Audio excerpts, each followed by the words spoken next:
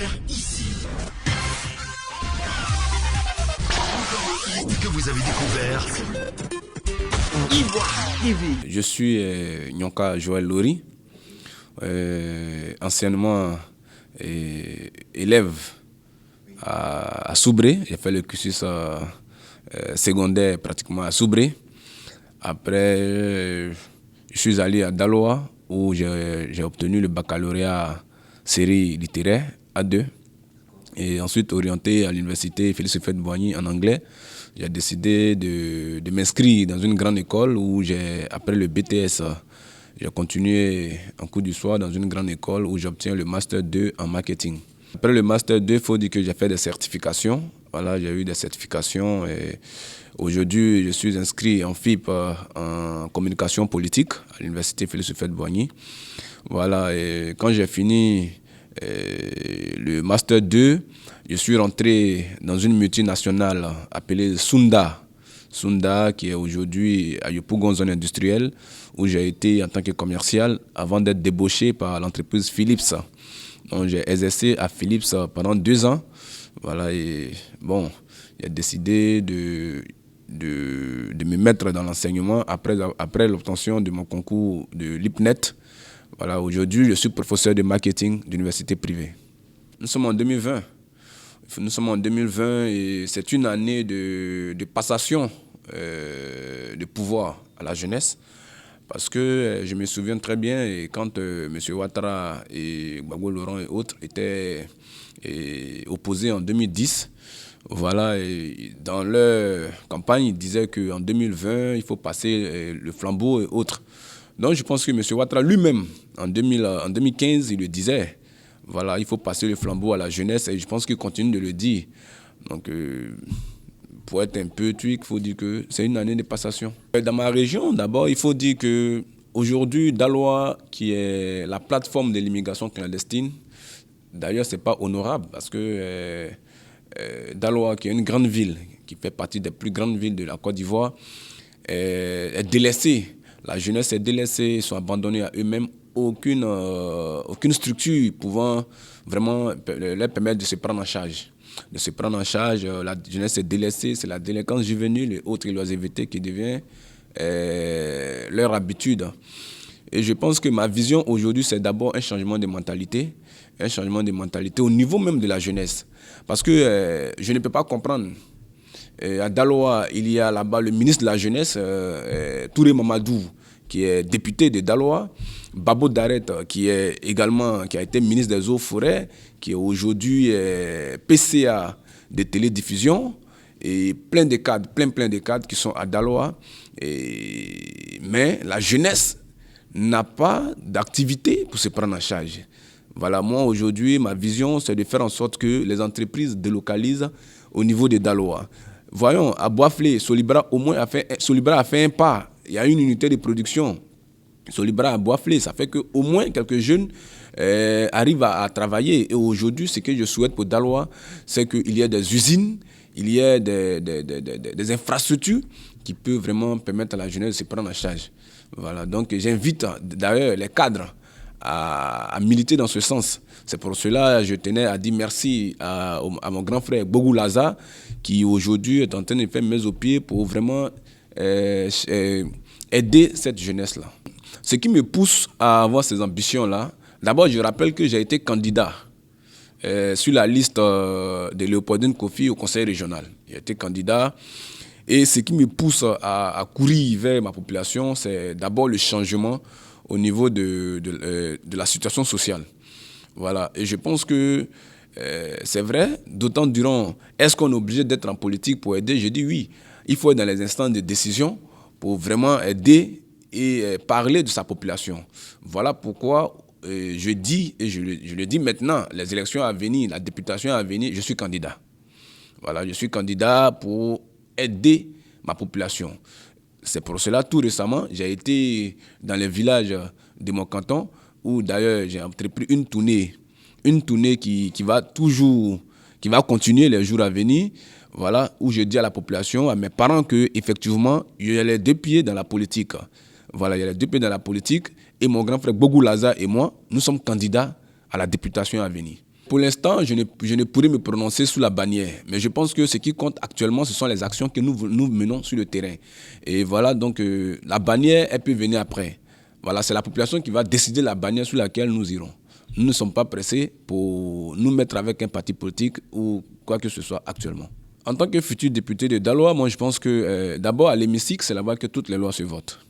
Toutes les lois se votent à l'hémicycle. C'est pour ça d'ailleurs, je salue au passage Yasmina Onye, qui, avant de voter les grandes lois, revient vers la population pour demander d'abord leur avis.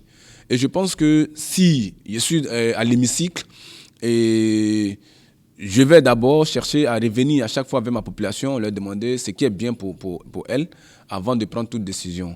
Et étant député, je pense que j'aurai l'occasion d'aider ou de proposer des lois qui peuvent aider la jeunesse de ma région. Je demande à tous les Ivoiriens de se mettre ensemble pour demander pardon à Alassane Ouattara pour ce que nous lui avons fait pour subir ce sort. Parce que je ne peux pas comprendre comment des gens qui sont dans des campements, on leur demande de s'enrôler en ligne. Bon, il faut avoir commis une grave erreur pour subir ce sort. Je pense que les parents qui sont loin, dans les tréfonds, bon, comment ils feront si le gouvernement ivoirien ne veut pas que les Ivoiriens aient des pièces d'identité, qu'ils le nous disent. Parce qu'aujourd'hui, on ne fait pas une pièce d'identité simplement pour aller à des élections, mais on fait des pièces d'identité pour aussi, pour que ça nous serve dans la vie active.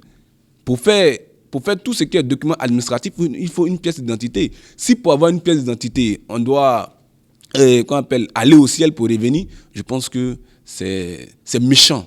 Il faut le dire, c'est le mot, c'est méchant. Et aujourd'hui, je demande à tous les cadres des régions, d'aider les populations à établir les pièces d'identité. On a vu ces jours-ci sur les réseaux sociaux et autres que des cartes se distribuent au nord ou à Bouaké et autres. Mais bon, cette opposition qui est assise, c'est vrai, M. Ouattara peut vouloir aider ses militants à avoir les cartes d'identité, mais j'appelle aussi l'opposition, j'interpelle l'opposition. Les Djikaoué, les Assoadou, les Amaouniens et autres qui sont assis dans leur salon feutrés en train de dire M. Ouattara veut tricher, je pense qu'il est aussi important que ceux-là, ils débroussent les moyens pour qu'on aide la population. Aujourd'hui, M. Bogou Laza, qui est en France, qui m'envoie dans le canton Ballon en Sud, aller demander aux parents, bon, ceux qui n'ont pas de pièces d'identité, faites les listes, je vais voir à quel niveau je peux vous aider. Et nous sommes en train, nous qui n'avons pas les grands moyens, nous sommes en train de faire main aux pieds pour pouvoir aider quand même une tranche de la population. Et cette opposition qui est assise, non, ils vont tricher, ils ne vont pas tricher. Qu'est-ce qu'il faut faire, qu'est-ce qu'il ne faut pas faire? Je pense qu'il est temps pour qu'ils puissent aider les populations à avoir les pièces d'identité. Voilà, parce que ça nous servira également d'aller aux élections et nous avons énormément besoin de ça pour gagner les élections en 2020. Les plateformes et autres, ce n'est pas utile aujourd'hui. C'est vrai qu'on ne peut pas gagner une élection seule aujourd'hui en Côte d'Ivoire, mais pour moi, d'abord, c'est la population. Il faut d'abord chercher le bien-être de la population. Parce qu'on a l'impression que toutes les plateformes qui se mettent en place aujourd'hui, c'est pour la conquête du pouvoir, c'est le pouvoir. Non, il faut d'abord penser à la population. Vous comprenez? Toutes les plateformes qui sont mises en place aujourd'hui, moi je le dis, c'est vrai que je suis indépendant, mais je suis gauchiste. Ça, il faut le dire. Je ne suis pas du pouvoir actuel. Je suis opposant. Ça, je le dis, je suis opposant. Mais les plateformes, on peut les intégrer. Mais ce que je pense, c'est le bien-être de la population d'abord. Le bien-être de la population. Et je salue toutes les plateformes qui sont mises en place aujourd'hui, telles que EDS et la plateforme non idéologique conduite par M. Bédier. Et je pense que c'est bon, ça peut conduire à la bonne marche de la prise de pouvoir, mais il faut aussi penser au bien-être de la population. Depuis la prise de pouvoir du président Alassane Ouattara, nous ne faisons que répéter les mêmes choses. Aujourd'hui, pour aller à une élection, à la paix, à la réconciliation véritable, je pense qu'il faut libérer les prisonniers politiques. Il y a CKCK qui est en prison, bon, je peux dire l'armée est en prison, il y a aussi des civils qui sont en prison, il faut les libérer.